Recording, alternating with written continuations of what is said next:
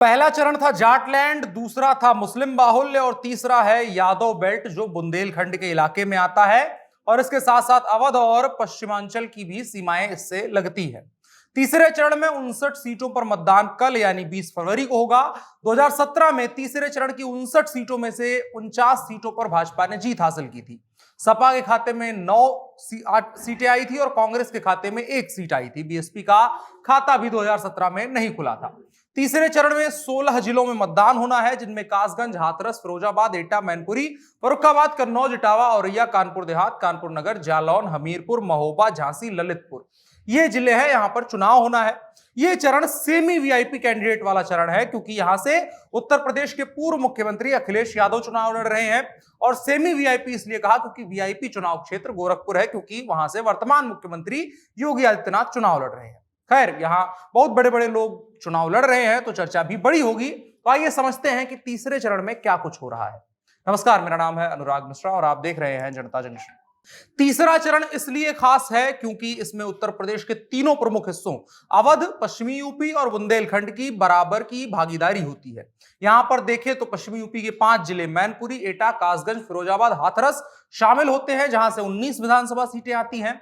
अवध क्षेत्र देखें तो कानपुर देहात, कानपुर, औरैया, फर्रुखाबाद, कन्नौज, इटावा के 6 जिले और 27 विधानसभा सीटें आती हैं। इसके अलावा बुंदेलखंड इलाके के झांसी, महोबा, हमीरपुर, ललितपुर, जालौन में भी मतदान होना है। ये 5 जिले हैं जो बुंदेलखंड के हिस्सों के हैं और 13 विधानसभा सीटें आती है यहां से।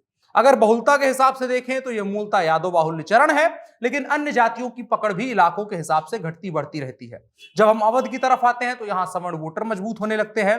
बुंदेलखंड की तरफ जाते हैं तो गैर यादव दलित वोटर मजबूत होने लगता है। और अगर बहुलता के हिसाब से इस चरण को देखें तो यह मूलतः यादव बहुल्य चरण है, लेकिन अलग अलग जातियों की जो पकड़ है वो इलाके के हिसाब से घटती बढ़ती रहती है। जब हम अवध की तरफ आते हैं तो यहां से सवर्ण वोटर मजबूत होने लगता है। बुंदेलखंड की तरफ जाते हैं तो गैर यादव ओबीसी वोटर मजबूत होता है, यानी कि यह चरण जातियों की खिचड़ी है। और जब हम पश्चिमी और सेंटर में रहते हैं तो वहां पर यादव वोटर मजबूत होने लगता है। कुल मिलाकर के यह चरण जातियों की खिचड़ी है। इसी चरण की एक सीट से अखिलेश यादव भी चुनाव लड़ रहे हैं। इसके अलावा केंद्र सरकार में मंत्री एसपी सिंह बघेल भी इसी चरण में अखिलेश यादव के खिलाफ करहल विधानसभा सीट से ही चुनाव लड़ रहे हैं। रामवीर उपाध्याय और शिवपाल यादव भी इस चरण में शामिल हैं। इसके अलावा पुलिस की नौकरी छोड़ करके भाजपा में आए असीम अरुण भी कन्नौज से अपनी किस्मत आजमा रहे हैं। इनको लेकर के विपक्षी पार्टियों की तरफ से तमाम तरह के बयान दिए जा रहे हैं।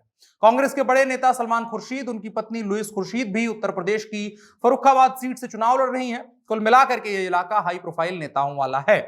तीसरे चरण के प्रचार के दौरान हमने ये भी देखा कि जो नेता पिछले 5-8 सालों से गायब थे, राजनीतिक परिदृश्य में नहीं थे, जिनमें सबसे ज्यादा चर्चा मुलायम सिंह की रही, जो 2017 के विधानसभा चुनाव के दौरान सपा में जो पारिवारिक विवाद हुआ मुलायम परिवार में, उसके बाद अचानक से मुलायम सिंह यादव राजनीतिक परिदृश्य से गायब हो गए थे। लेकिन सपा का जिस तरीके से 2017 में यादव वोट बैंक उसके बाद बिखरा, उसके बाद हमें ये चीज देखने को मिल रही है कि अखिलेश यादव एक बार फिर से मुलायम सिंह यादव को प्रचार के सेंटर में लेकर के आ रहे हैं।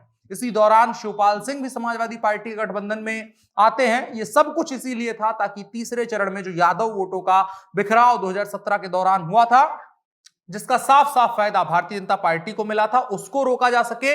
और कमोबेश वही देखने को भी मिल रहा है। तीसरे चरण में यादव अब धीरे धीरे समाजवादी पार्टी की तरफ, जो पुराना विश्वास था, जो पुराना उनका कोर वोट बैंक था, उसकी तरफ बढ़ रहे हैं। उनका बिखराव नहीं हो रहा है, जो समाजवादी पार्टी के लिए अच्छी खबर है। उसके साथ साथ अवध की सीटों पर भी मजबूती पाने के लिए समाजवादी पार्टी लगातार दम लगा रही है, ताकि वहां से जो अगर संदेश निकलेगा तो अवध की कम से कम नहीं तो 50 सीटों पर इसका असर देखने को मिलेगा। सपा के अलावा तीसरे चरण के विधानसभा चुनाव में भारतीय जनता पार्टी के सामने भी चुनौतियां कम नहीं है। भाजपा के सामने पिछला प्रदर्शन दोहराने की चुनौती है। वर्ष 2017 के विधानसभा चुनाव की बात करें तो पार्टी ने इस इलाके में 59 में से 49 विधानसभा सीटों पर कब्जा जमाया था। बाकी बची 10 में से 9 समाजवादी पार्टी के पास गई थी। 1 सीट कांग्रेस को मिली थी और 1 सीट पर बसपा का खाता किसी पर भी नहीं खुला था। उस समय समाजवादी पार्टी और कांग्रेस का गठबंधन था, उसके बावजूद भी इस गठबंधन को 10 सीटें ही मिली थी। भाजपा के ऊपर जहां इसी वजह से लगातार दबाव होगा एक बार फिर से अपना प्रदर्शन दोहराने का। और तीनों चरण, पहला चरण, दूसरा चरण, तीसरा चरण, तीनों चरण में भारतीय जनता पार्टी के सामने चुनौती यही है कि वो अगर पिछला प्रदर्शन दोहरा लेती है तो आगे का रास्ता उसके लिए आसान रहेगा। उसके अलावा अगर समाजवादी पार्टी को देखें उसी के बरक्स, तो वो अपना दबदबा बढ़ाने की कोशिश कर रही है, या फिर एक तरीके से जो पुराना दबदबा रहा है 2017 से पहले का, उसे समाजवादी पार्टी वापस पाने की कोशिश कर रही है। और इसमें कांग्रेस भी अच्छा कर सकती है। कांग्रेस का भी पुराना वोट बैंक अवध वाले क्षेत्र में रहा है और यहां से एक वक्त पर बड़ी संख्या में यहां से सांसद और विधायक कांग्रेस के चुने जाते थे। समीकरण के हिसाब से देखें तो तीसरी चरण की 59 में से 30 विधानसभा सीटों पर यादव वोट बैंक की बहुलता है।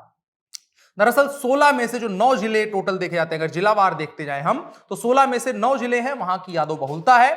इसके अलावा जब अगर हम 2017 में देखें तो इन्हीं सीटों पर समाजवादी पार्टी हर बार जीता करती थी, 30-35 सीटें हर साल निकलती थी। लेकिन 2017 में जैसे गड़बड़ाया और सपा का जो खराब प्रदर्शन रहा, उसका कारण यादव विरोधी वोटों का ध्रुवीकरण होना था और यादव वोटों का बिखराव होना था।